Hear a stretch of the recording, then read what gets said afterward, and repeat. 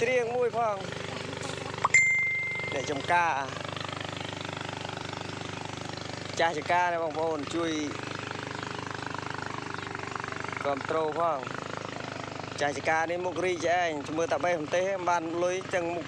ជូហិញរំទេសថោបងប្អូនអើយជួយមើលអ្នកប្រទេសល្អតែតម្លៃវិញអត់ល្អបងប្អូនបាក់មែនទែនឆ្នាំនេះ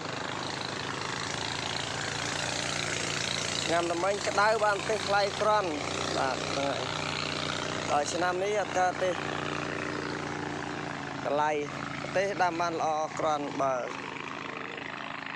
មិនល្អក្រន់បើទេឆ្នាំនេះល្អគុណល្អមួយធ្វើជាពីរបងប្អូនឆ្នាំតែមិញក្តៅខ្លាំងកាលណាក្តៅខ្លាំងទៅប្រទេសបណ្ដាលឲ្យវារោគស្លឹកបាទ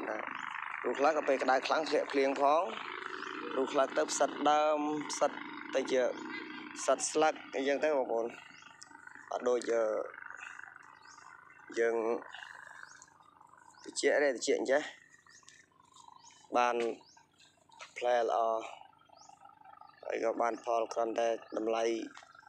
អត់សូវថ្លៃទេតម្លៃវាយ៉ាប់មែនទែនចឹងហើយជាកសិករយើងឆ្នាំនេះជួបការលំបាកច្រើនបាទហើយចំណាយច្រើនបានផលតិចចឹងទៅពួកគាត់យ៉ាប់នឹងចង់និយាយថាយ៉ាប់នឹង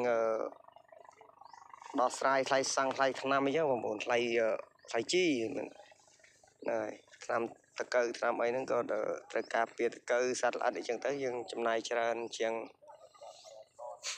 ឆ្នាំតមិញផងព្រោះឆ្នាំនេះសត្វល្អិតច្រើនឆ្នាំតមិញអត់សូវមានអញ្ចឹងទៅអត់ដែលបានប្រើទេសត្វល្អិត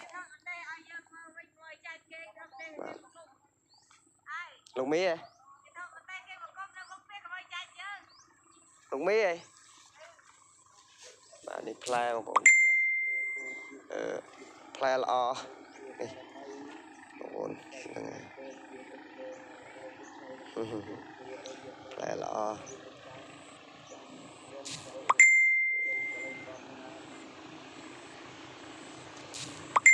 នេះម្ចាស់គេដើរមើលបងប្អូន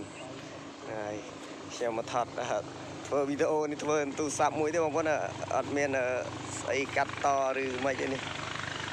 តែជួយបងប្អូនគ្រប់ត្រូល Channel YouTube ខ្ញុំផងទៅបង្កើតបងប្អូនបង្កើតបានប្រហែលថ្ងៃ2 3ថ្ងៃ